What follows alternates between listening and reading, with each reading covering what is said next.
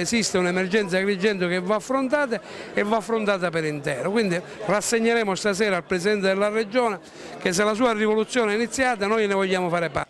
Ed è proprio lui, Giovanni Panepinto, deputato all'Ars ma soprattutto sindaco di Bivona, a guidare il gruppo di amministratori agrigentini verso Crocetta. C'è il sindaco di Cianciana, quello di Favara, di Cammarata. Complessivamente sono una decina quelli che hanno aderito al movimento. Tutti confidano nel sostegno del Presidente della Regione. Ecco alcune delle criticità. Prima c'è quella delle risorse dei comuni, la questione dei rifiuti, bisogna fare chiarezza in questa direzione. C'è un problema di installare subito un tavolo per lo sviluppo dell'agricoltura, per la promozione dei prodotti agricoli.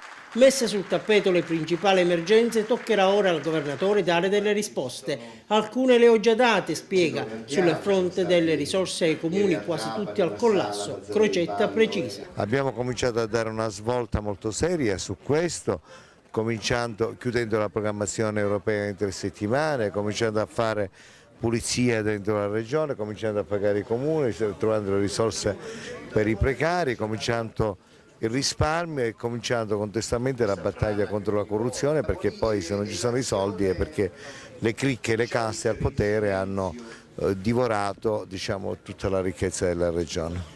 E poi c'è quella della gestione dei rifiuti. Anche su questo argomento il Presidente, accompagnato da Agrigento, dagli assessori Robello e Scilabra, ha detto di avere fatto quello che c'era da fare. Se i comuni vogliono subito, noi la legge l'abbiamo fatta, i comuni possono ormai gestire i propri contratti, possono organizzarsi il servizio di rifiuti che vogliono, quindi il vecchio, diciamo, alibi del lato ormai salta in aria.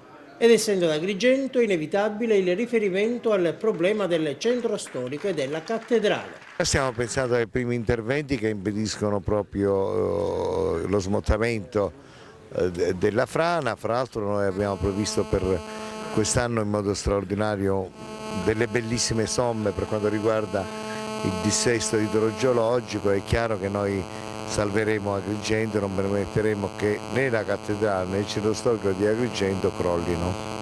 E alla vigilia delle politiche Crocetta parla del suo megafono e lancia frecciate a Lombardo e Miccichè. L'unico vero movimento autonomista democratico rimasto, perché gli altri si sono alleati con Bossi e hanno tradito la Sicilia, e chi si allea con Bossi sicuramente non difende la Sicilia. E infine dal profano al sacro. Qual è la sua opinione sulle dimissioni di Papa Ratzinger? Diciamo che il sacro io non lo commento, è una scelta del Papa che va rispettata.